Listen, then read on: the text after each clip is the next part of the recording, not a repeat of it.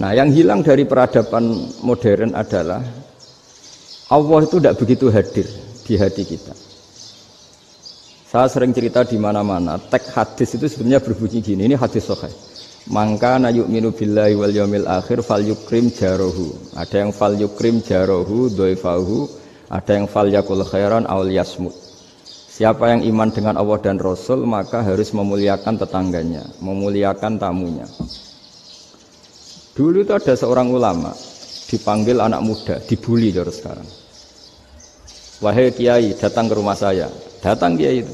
Setelah sampai ke rumah orang itu, silakan kiai kembali ke rumahnya. Saya tidak butuh kiai. Kiai itu dengan riang kembali. Setelah di rumah dipanggil lagi. Pak Yai, silakan datang ke rumah saya. Datang lagi. Ya senyum-senyum kiainya santai. Wah, nggak jadi butuh Pak Yai. Silakan kembali lagi. Sampai 3 kali. Oh itu kalau rektor digitukan marah itu. Dosen marah. Kiainya santai. Santai, senyum-senyum, rileks. Ketika ditanya, kenapa Pak Yai tidak tersinggung? Jawabannya unik. Anak muda, saya ini senang sekali nuruti perintah Allah, disuruh menghormati tetangga. Sehingga ketika Anda manggil, ya saya datang. Ketika Anda nyuruh pulang, ya saya pulang. Saya senang sekali nyenangkan tonggo. Dan itu perintah Allah, jadi tidak ada hubungannya dengan kamu. Wah, pemudanya nangis minta dimaafin. Kalau kita kan enggak, kita ini dosen, kiai, mungkin kita doktor, mungkin kita profesor. Tapi kita ini sering didikte oleh orang bodoh. Kalau orang bodoh itu jengkel, lo kita ya jengkel.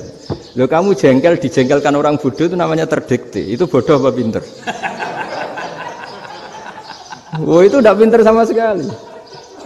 Kalau betul-betul kamu pinter, hanya bisa didikte oleh Allah Subhanahu wa Ta'ala. Jadi antara hukum Allah apa? Wa ahsin man asa'a ilaika, berbuatlah baik sama orang yang berbuat buruk sama Anda. Itu dikteannya Allah. Kalau dikteannya orang-orang bodoh kayak dimangkel ben mangkel, terus kamu mangkel. Itu bodoh apa pinter? Nah, problem kita kekinian adalah wong pinter wong bodoh itu podo-podo bisa didikte oleh sekelilingnya. Sekaruan wataknya perempuan seperti itu, wataknya anak-anak seperti itu, kita didikte. Anak-anak jengkelin kita mangkel, berarti kita didikte oleh orang bodoh.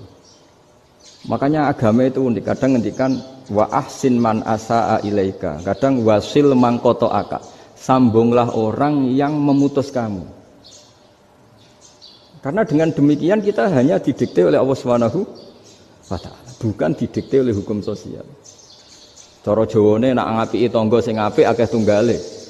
Berbuat baik sama yang berbuat baik pada kita itu, mbok orang fasik ya seperti itu, maling ya seperti itu, sama. Tapi kalau berbuat baik sama orang yang berbuat jelek sama kamu itu baru luar biasa. Dan memang teksnya hadis wa ahsin man asa'a ilaika, berbuat baiklah sama orang berbuat buruk sama kamu. Jadi enggak boleh orang didikte. Makanya ngaji di sini diantaranya saya akan cerita dalam sebuah hadis sahih, dalam hadis hasan yang diriwayatkan Imam Tirmizi, ada kalimat dari Rasulullah sallallahu alaihi wasallam. Dawe Nabi, la takunu imma'atan taquluna in ahsanan nasu ahsanna wa in zalamu zalamna walakin watti'u anfusakum in ahsanan nasu an tuhsinu wa in asa'u alla tazlimu. Kamu jangan jadi orang yang mudah diombang-ambingkan oleh orang sekeliling kamu, yaitu kamu mengatakan jika orang baik ke saya akan baik, jika orang buruk ke saya juga akan membalas buruk. Itu namanya Anda didikte. Tapi berkomitmenlah kamu akan berbuat baik meskipun orang lain berbuat buruk. Nah sekarang logika sosialnya begini. Kalau di Indonesia itu ada 1000 kiai, ada 1000 profesor yang ingin membenahi Indonesia. Rata-rata orang awam itu semau gue.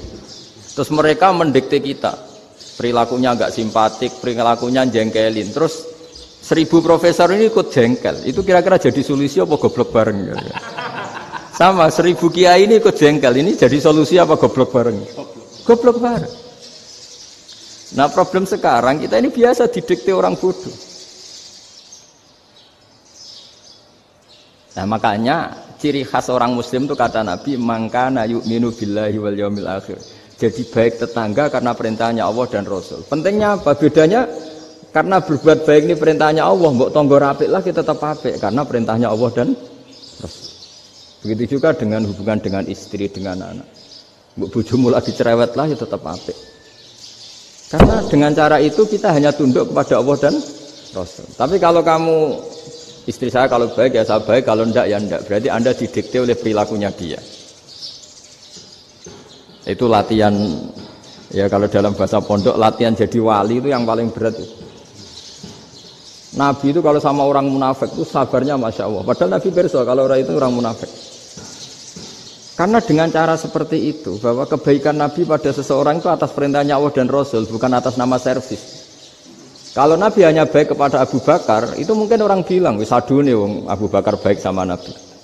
Tapi kalau Nabi baik sama orang munafik, Abdullah bin Ubay bin Salul, itu kalau nggak perintahnya Allah dan Rasul itu nggak bisa. Nah ini cobalah berlatih seperti itu sehingga kita tidak mudah didikte. Ya saya ulang lagi nggak mudah apa? Didikte. Maka di antara kebaikan Allah dan Rasul adalah bahkan orang dolim saja diberi jatah rahmat. Makanya tadi seperti mukadimah yang dibaca Pak Haris tadi, agama ini rahmatan lil alamin. Orang yang dolim saja dapat jatah apa? Rahmat, apalagi yang soleh. Nah kemudian yang perlu dicatat, kenapa kita menjadi enjoy dengan Islam? Islam itu adalah agama yang tidak didikte oleh materi.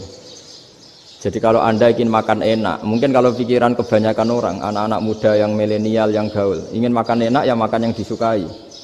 Misalnya sate atau bakso Malang atau apalah. Kalau orang-orang yang jadi wali gak gitu cara berpikir. Ini yang masih orisinil. Ditanya, ini dunia baru kesulitan makanan, baru resesi. Cara makan enak gimana? Jawabannya lucu. Ya gampang, idamuhu alju.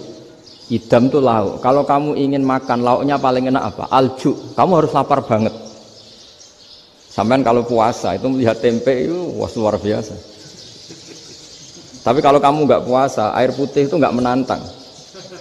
Tapi kalau puasa, tempe air putih itu menarik dan Anda tetap lahap. Apa? Karena lauk terbaik adalah alju, yaitu lapar. Nah tapi kita ini enggak. Kita ini kayak orang bodoh.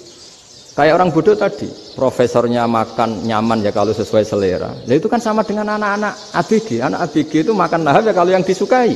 Lalu bedanya apa ABG sama profesor? Kalau cara berpikir masih sama kan itu. Kiainya juga gitu. Kiai makan enak kalau yang disukai, kalau enggak. Lalu bedanya apa kiai sama orang awam? Orang awam juga gitu. Makan lahap ya kalau yang disukai. Nah ternyata perilaku kita ini yang pintar sama yang bodoh sama mas. Kalau kamu ingin berkasta lebih baik, itu cara makan enak itu apa? Idamuhu al-jur. Lauk terbaik adalah karena kita sangat lapar. Makanya masyhur dalam cerita-cerita tarikh sirah nabawiyah. Nabi diberi hadiah, beberapa hadiah. Di antaranya ada yang diterima, ada yang enggak. Termasuk yang dikembalikan itu dokter. Ada seorang raja memberi hadiah Nabi dokter Tobit. Itu sama Nabi dikembalikan karena dokter ini sudah lama kumpul Nabi itu gak pernah sakit. Akhirnya dokter ini putus asa, ini gak perlu diobatin. Ketika ditanya kenapa ya Rasulullah engkau gak pernah sakit, karena kita ini kaum, kita ini komunitas masyarakat yang tidak akan makan kecuali lapar, dan kalau sudah makan berhenti sebelum kenyang. Jadi sederhana sekali pengobatan zaman itu.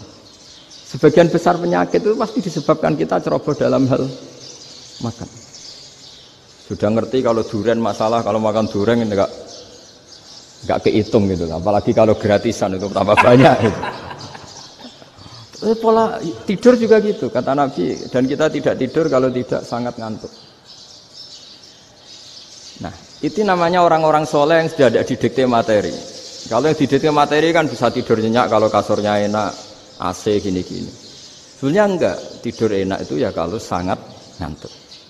Mbok di gudang, mbok di bis, kalau sangat ngantuk ya semuanya ya enak. Sama, mbok lapar, mbok hanya tempe, tapi kalau sangat lapar itu ya enak. Nah ini ilmu yang mulai hilang, ilmu-ilmu yang mulai hilang.